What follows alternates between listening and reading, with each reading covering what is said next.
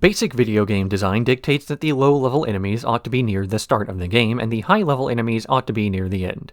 Otherwise, the game's difficulty curve ends up wonky, as one moment you are barely managing to defeat tough enemies, and the next you breeze through the game bored out of your mind. This is an affordance made to keep the game interesting, but it has some weird connotations in universe, that there's a particular evil sorting algorithm that makes sure the protagonist is never too challenged. Occasionally, this is justified by the narrative. One of the more common ways to do so is with a tournament structure. The later on you are in the tournament, the higher the win streaks of the participants, meaning that the tougher opponents will gravitate to being later fights.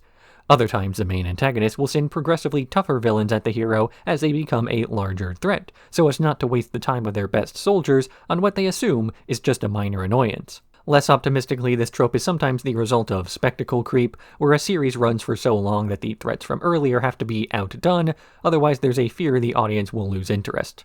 It's when this trope is subverted that things really become interesting, though. A common trope theme in video games is called the meat gate, an area blocked off by a particularly tough enemy that encourages the player to go around without outright forcing them to.